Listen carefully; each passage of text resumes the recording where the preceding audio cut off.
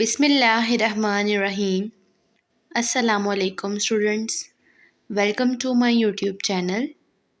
MTH001 का lecture number 24 है, जिसका नाम है the central tendency of a data set. आज के इस लेक्चर में हम इसको स्टडी करेंगे। मॉड का कॉन्सेप्ट हम लोग देखेंगे। इसके साथ आप जो है ना देखेंगे मीडियन कैसे फाइंड करते हैं, अरिथमेटिक मीन कैसे फाइंड करते हैं। ठीक है, तो सबसे पहले देखिए कि मॉड होता क्या है। मॉड हमारे पास होता है मोस्ट रिपीटेड वैल्यू। ठीक है, तो आपके पास डाटा गिवन है, डाटा आपके पास जो है ना वो ग्रुप्ड भी हो सकता है और अनग्रुप्ड भी हो सकता है। ठीक है, जब डाटा आपके पास अनग्रुप्ड होता है, ये ग्रुप्ड और अनग्रुप्ड का कॉन्सेप्ट क्या होता है भला, जब आपके पास जो है ना डाटे के साथ फ्रीक्वेंसी गिवन होती है ना, टेबल की फॉर्म में डाटा गिवन हो, तो वो डाटा आपके पास ग्रुप्ड होता है। लेकिन जब टेबल की फॉर्म में डाटा ना हो, वो आपके पास डाटा जो होता है वो अनग्रुप्ड होता है। ठीक है, तो यहाँ पे जो है ना ये जो फार्मूला गिवन किया हुआ इन्होंने, ये है अनग्रुप्ड के लिए जो है ना वो आपके पास जो है सिर्फ वो होगा, नंबर ऑफ़ वैल्यूज़ दे दी जाएंगी। जब ये देखें यहाँ पे आपको FM और F1 नज़र आ रहा है फार्मूले में, इसका मतलब है ये फार्मूला ग्रुप डाटे के लिए है जिसमें फ्रीक्वेंसी गिवन होती है। ठीक है, तो देखिए फार्मूला क्या है, x hat equals to L plus FM minus F1 divided by FM minus F1 plus FM minus F2 multiply by h. ठीक है, ये जो फार्मूला है इसमें ये क्या क्या चीज़ें गिवन है ये इन्होंने नीचे बताया हुआ है। L आपके पास है लोअर क्लास बाउंड्री, FM आपके पास है frequency of model class, F1 जो है वो आपके पास फ्रीक्वेंसी जो आपने चूज़ करनी है FM, इसके ऊपर वाली जो आप वैल्यू सेलेक्ट करते हो ना फ्रीक्वेंसी की, वो F1 होती है, और उसके नीचे वाली जो वैल्यू होती है ना, देखें यहाँ पे F1 क्या कह रहे हैं, प्रीसीडिंग होती है मॉडल क्लास की, और जो F2 होती है वो क्या होती है, class of the following model and frequency of the class model. F2 जो होती है आपके पास FM के नीचे वाला कॉलम होता है। ठीक है, नीचे वाली वैल्यू होती है, और एज जो होता है वो आपके पास होता है इंटरवल। ठीक है, इसको हम हाइट भी कहते हैं। ठीक है, तो यहाँ पे अब क्वेश्चन आपको गिवन हो, आपको ये सारी चीज़ें दी हों, तो आपने उसकी वैल्यूज़ को पुट करना है और जो है ना सॉल्व करके आंसर फाइंड कर लेना है। ठीक है, यहाँ पे तो असूलन इनको साथ जो है ना वो टेबल देना चाहिए था गिवन, तो टेबल गिवन नहीं है। आपको टेबल गिवन किया होता तो वहाँ से आप वैल्यूज़ फाइंड करते। ठीक है, आंसर क्या आया था हमारे पास 37.825। ठीक है, तो ये वो बता रहे हैं कि आपके पास आंसर जो है मॉड का 37.825 है। ठीक है, फिर उसके बाद जो चीज़ आती है आपने करनी है वो है अरिथमेटिक मीन। तो अरिथमेटिक मीन फाइंड करना क्या होता है कि आपके पास जितनी नंबर ऑफ़ वैल्यूज़ होती है ना, सम ऑफ ऑल ऑब्जर्वेशंस, उसको आपने डिवाइड करना होता है नंबर ऑफ़ ऑब्जर्वेशन पे। लेट कर लेंगे x हमारे पास है 1 से लेके 5 तक वैल्यूज़, 1 2 3 4 एंड 5।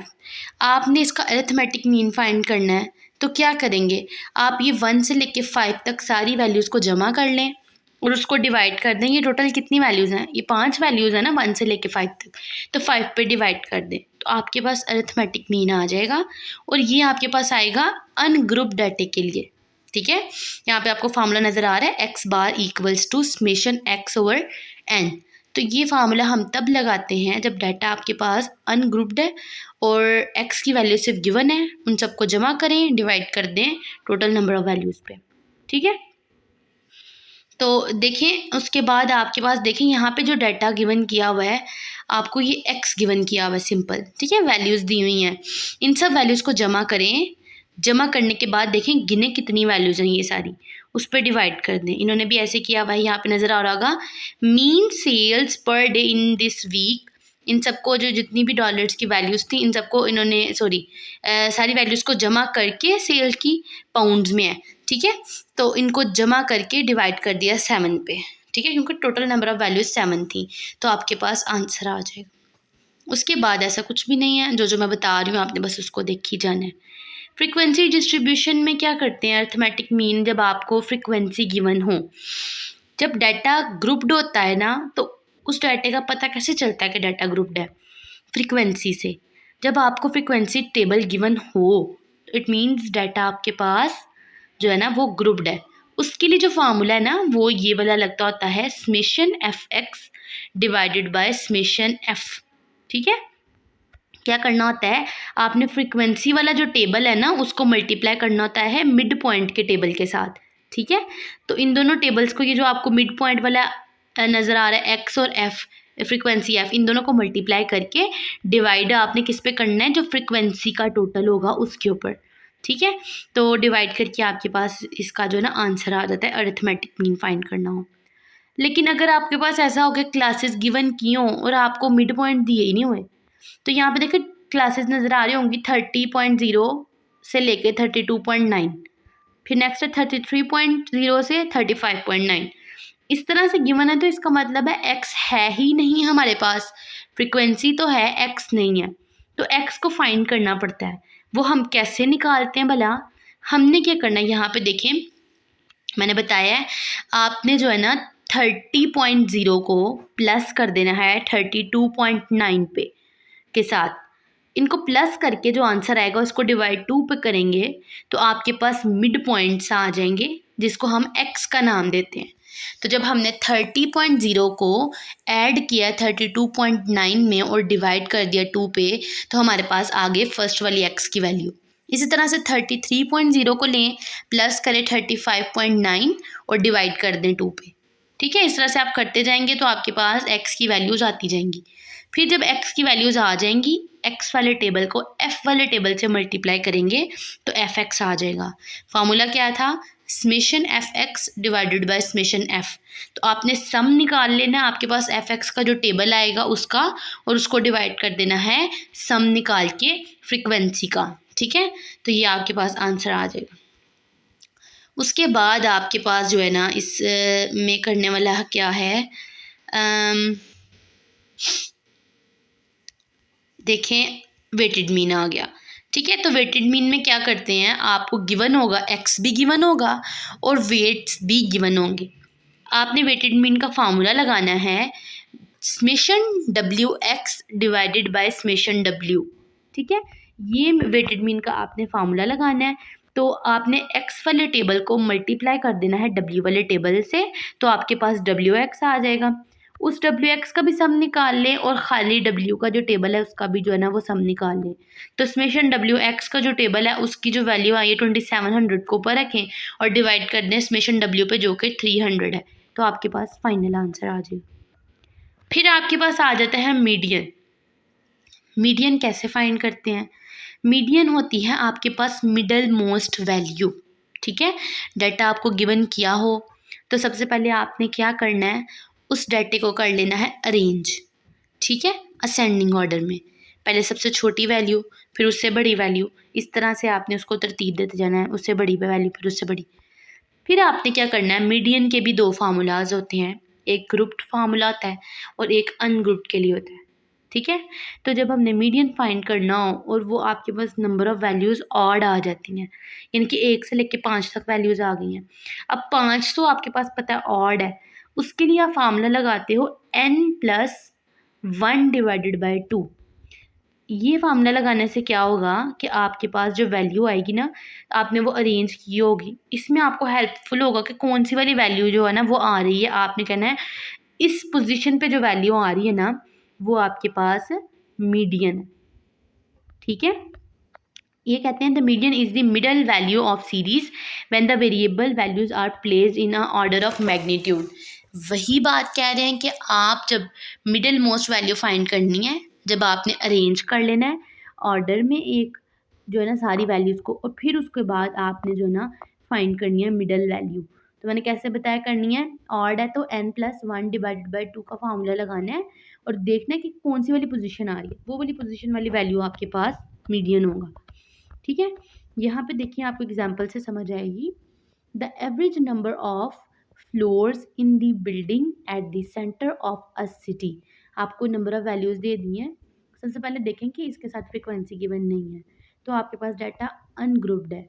5 4 3 4 5 4 3 4 5 20 5 6 32 8 एंड 27। आपने सबसे पहले क्या करना है, डाटे को अरेंज कर लेना है असेंडिंग ऑर्डर में। डाटे को अरेंज किया, सबसे छोटी वैल्यू पहले लिखी, फिर उससे बड़ी, फिर उससे बड़ी, इस तरह से आपने अरेंज कर लिया। अरेंज करने के बाद आपने क्या करना है, काउंट कर लें कितनी वैल्यूज़ हैं ये। हम काउंट करते हैं 1 2 3 4 5 6 7 8 9 10 11 12 13 14 एंड 15। ये टोटल 15 जो है ना आपके पास वैल्यूज़ हैं। अब आपने कहना है कि n जो है ना वो आपके पास 15 है। इस 15 में आप 1 जो है ना ऐड करें तो आपके पास आ जाएगा 16 और इसको डिवाइड कर दें 2 पे। 16 को जब आप 2 पे डिवाइड करेंगे तो आपके पास आएगा 8। ठीक है, तो इन सारी जो आपने अरेंज किए ना वैल्यूज़, इसमें देखें 8 वाली पोजीशन पे कौन सी वाली वैल्यू आ रही है, तो हम चेक करते हैं 1 2 3 4 5 6 7 8, यानी कि 5 जो है ना वो आपके पास आ रहा है 8 वाली पोजीशन पे, तो मिडल वैल्यू जो है वो आपके पास 5 होगी। ठीक है, यही आपको इन्होंने एग्जाम्पल से भी यही चीज़ समझाई है। ठीक है, इन्होंने बताया कि आपके पास टोटल नंबर ऑफ वैल्यूज़ 15 थी, 7 जो है वो मीडियन हाइट के ऊपर है और 7 नीचे है, तो 5 जो है वो आपके पास मीडियन हाइट है। लेकिन अगर ऐसा हो कि वैल्यू आपके पास जो है ऑड हो जाए, तो फिर उसके लिए भी आपके पास जो है ना वो मीडियन का फार्मूला होता है। ठीक है, लेकिन मोस्टली आपको जो है ना वो ऑड वाली वैल्यूज़ पूछी जाती हैं।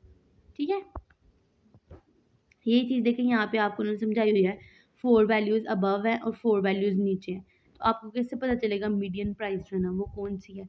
वो फाइंड करने के लिए आपने क्या करना है, एक और फार्मूला होता है आपके पास n डिवाइडेड बाई 2। ठीक है, ये मैंने लिखा नहीं हुआ, आप लोग लिख लें, मैं बोलती हूँ। n डिवाइडेड बाई 2, फिर आपने ब्रैकेट लगानी है, n+2 डिवाइडेड बाई 2।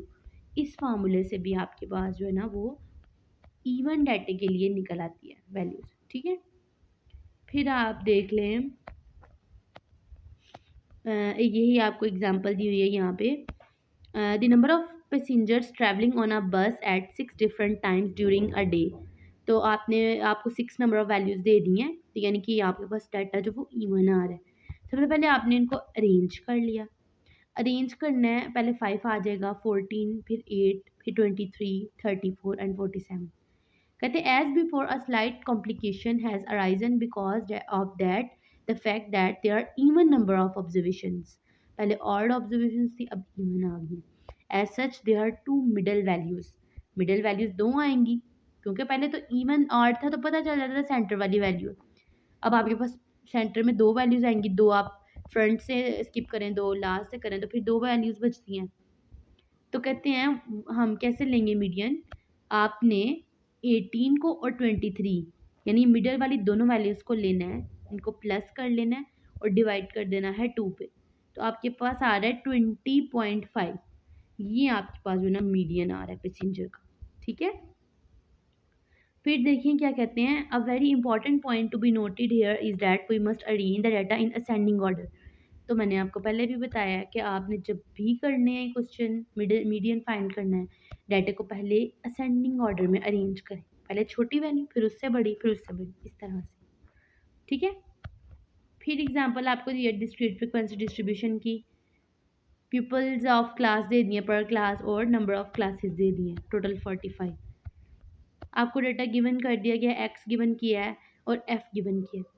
आपने क्यूमुलेटिव फ्रीक्वेंसी फाइंड करनी है। क्यूमुलेटिव फ्रीक्वेंसी फाइंड करने का बहुत ही आसान तरीका आता है।